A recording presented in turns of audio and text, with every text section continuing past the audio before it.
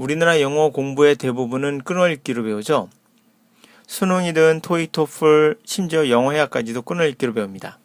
끊어읽기의 또 다른 표현은 덩어리 영어, 좀 어려운 표현으로는 청크 영어입니다. 이것은 사실 구문 또는 문법의 또 다른 문법일 뿐입니다. 그래도 조금 과학질 알고 말하자 머스터디넷 고혁준 선생입니다. 자, 오늘 고쳐보자 시간은 영어는 과연 가까운 단어끼리 뭉쳐있는 덩어리로 움직이는 것인가? 그러므로 끊어읽기가 적절한 본질인가? 영어 수거는 또 무조건 암기하는 것인가? 아니다로 시작해 보겠습니다. 덩어리져 있다는 얘기는 끊어읽기 한다는 얘기는 가까운 단어끼리 뭉쳐있다는 얘기죠. 자, 밑에 예문 한번 볼게요. The guy who fixed the car carefully packed his tools. 그 guy는 차를 carefully하게 고쳐요. 그리고 그의 도구를 패킹을 해요. 자, 이것도 맞지만 차를 신중하게 고치는 사람이라도 맞고 신중하게 패킹한다도 맞아요. 어디에 붙여야 될지 모르겠죠. 가까운 단어가 fix도 있고 pack도 있으니까요.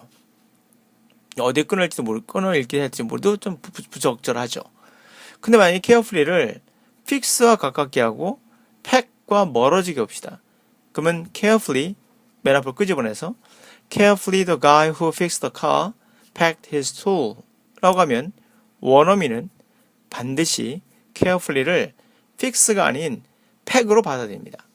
그래서 차를 고쳤던 그 guy, 그 사람은 아주 carefully하게 자기 도구를 패킹했다로 받아들입니다. 굉장히 불합리하죠. 가까운 fix가 있음에 불구하고도 끊어읽기란 되면 카로 끝내야 되는데 되게 멀리 떨어져 있는 단어인 pack과 서로 하나가 되는 거예요. 이걸 노암 촘스키는 if it make no sense, 참 납득이 가지 않지만 이라고 해요. 그러나 이것은 팩트입니다. 하물며 세 번째 질문에서 carefully 다음에 is pack이 아니라 is to를 바꿔봤어요. 그 의미가 안 맞죠. 신중하게 큰다는 말은 맞지 않습니다. 그런데 불구하고도 원어민이라면 고치다가 아니라 신중하게 큰다고 받아들이며 무슨 말이지? 이해를 못하게 됩니다. 이 이유는 알지 못합니다. 아직까지 왜 이 뇌라는 것이 영어를 받아들일 때 비이상적이고 굉장히 어려운 계산을 하는지 어려운 셈법을 하는지는 아직도 그 이유를 모릅니다. 그러나 팩트입니다. 그러니까 뇌는 언어를 좀 더 복잡하게 받아들인다는 건데요. 단순하지 않다는 거죠. 덩어리나 청크가 영어의 본질은 아니다는 거예요. 어쩌면 덩어리나 청크나 구문, 끊어읽기는 일반화에 오르죠. 그렇게 되는 것들이 여러 개 있다 보니까 이게 맞나 보다 라고 생각하는 거죠. 또는 눈으로 쉽게 보이죠. 그래서 본질을 모르고 태양이 돈다로 우리 눈에는 보이잖아요. 그런 천동설에 가까운 그런 공부법이다 라고 말할 수 있겠죠. 결론부터 말씀드리면 청크나 덩어리로 되어 있지 않습니다. 또 다른 세계입니다. 두 번째 수거에 관한 이야기인데요. 수거는 두 가지로 나눌 수 있는데 첫 번째 수거는 이해가 되는 수거예요. 영어로 idiom이라는 수거란 뜻은 idiomatic 하면 자연스러운 거예요. 다시 말해 수거는 자연스러운 겁니다. 두 가지 예문을 보시면 하나는 I'm glad that you took your time. 기뻐. 너가 너의 시간을 들여서 여기 와줘서 기뻐. 이게 맞을까요? 자, 두 번째 I'm glad that you took the time. 기뻐. 너가 그 시간을 들여서 여기 와줘서 고마워. 어때요? 밑에 있는 두 번째는 확실하죠? 시간을 들여서 왔다. 좀 애써서 와줬다는 거잖아요. 시간을 들여서 왔다. 확실히 와요. 첫 번째 좀 이상합니다. 너는 너의 시간을 했다. 자, 너의 시간을 갖는다는 것은 때로는 여유 있게요. 시간을 갖고 생각해봐 할 때. 그게 이겁니다. 그래서 너의 시간을 갖고 천천히 여유 있게 와줘서 고맙다. 물론 두 번째가 당연히 의미상 맞겠죠. 그래도 첫 번째로 말한다 하더라도 원어민들은 이해합니다. 네가 무슨 말 하고자 하는지 알겠다라고 하죠.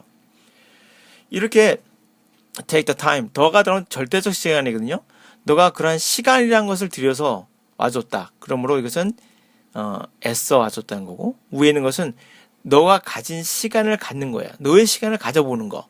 그러므로 여유 있게. 충분히 이해되죠. 자연스럽죠. 이런 수고가 있다는 겁니다. 세 번째는 took to를 보세요. to가 방향이잖아요.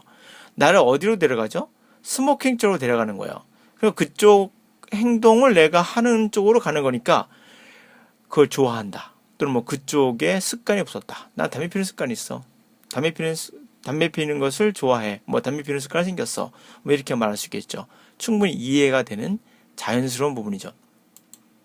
자, 그렇지 않은 게 있습니다. 두 번째 수고는 역사나 문화에서 나온 지식적 측면에서 나온 것이 있습니다. 2020년 22번 수능 문제를 갖고 한번 해볼게요. Early human writing is dominated by wheeling and dealing, a collection of bets, bills, and contract. 초기 인간들이 썼던 것은 주로 휠링 앤 딜링이었고, 그것은 하나의 컬렉션이었는데, 베팅하는 거잖아요. 그러니까 누구에게 돈을 베팅하면 그거에 대한 뭐 계약서나 뭐 베팅했다는 어떤 뭐 그런 것을 쓰겠죠. 빌, 고지서 같은 거, 컨트랙트, 이건 계약서죠. 어떤 거래 계약서 같은 거, 이런 것들이 갑자기 나와요.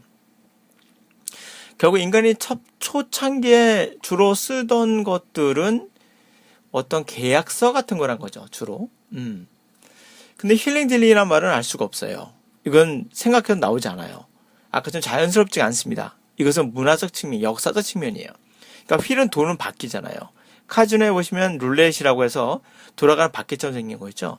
거기다 돈을 베팅하고 그걸로 해서 질대 삼아서 돈을 버는 거잖아요. 그러니까 힐링 앤 딜링, 거래가 되는 거잖아요. 여기에서 나온, 역사적에서 나온, 그 문화적 측면에서 나온 수고예요. 이 말은 베팅에 나와 있지만은 어떠한 도박장에서 큰 돈을 베팅을 자주 해서 그렇게 해서 돈을 버는 사람에서 나온 겁니다. 그러므로 계약서나 어떤 그런 것들을 지렛대 삼아서 자신의 이득만 추구하는 그런 행위들을 주로 다 가리켜요. 자, 도박장에서 도박하면서 큰 베팅을 주로 하면서 거래해서 자신의 이윤을 추구하는 그런 행위. 이거는 사실 알 수가 없죠. 그렇죠? 이렇게 역사적 사실들. 그런 것에서 나온 행위들. 그런 게 주로였다는 거고, 그게 베팅이나 빌, 고지서나 또는 계약서 이런 것들을 지렛대 삼아서 자신의 이익만을 추구하는 이런 행위를 가리켰다. 주로 그런 것들이 옛날에 계약서나 또는 베팅지나 또는 뭐 빌지 이런 거에서 인간의 초기에는 그런 걸로 글을 썼다는 거죠. 그런 거에 주로 글을 썼다는 거죠. 자, 이렇게 이제 문화적 측면인 경우도 있다는 겁니다. 자, 이렇게 이제 정리해 볼게요, 오늘요. 결국 영어라는 것은 첫 번째 우리가 가장 많이 배우는 것은 끊어읽기다. 그러나 끊어읽기는 본질이 아니다. 그 이유는 노암 촘스키가 말한 대로 멀리 떨어져 있는 단어인데도 굿해요. 굳이 그 단어를 끄집어내서 그 단어와 연결시킨다는 거죠. 누가? 우리의 뇌가. 이거는 이유를 알 수 없어요. 아직 그 이유는 알지 못합니다. 그러나 그것은 팩트라는 거죠. 그러므로 끊어읽기는 영어의 본질이 아니다. 그것은 때로는 겁질에 불과하다라는 얘기입니다. 두 번째, 수고라는 것은 첫 번째는 이디오메릭이라는 단어가 자연스럽다는 거죠. 자연스럽게 우리가 받아들이고 이해할 수 있는 내용이 대부분입니다. 그러나 역사적으로 좀 어려운 그런 문화적인 측면적인 것도 있죠. 뭐 그런 부분도 있겠다. 그러나 모든 수고를 다 암기할 필요는 암기하는 것은 아니다. 문화적인 것들이 뭐 지식적 측면이니까 뭐 그런 암기할 필요 있겠죠. 암기하지 않더라도 이해가 되는 것들이 있습니다. 자, 오늘은 여기까지 수업을 하겠습니다. 고맙습니다. 들어줘서.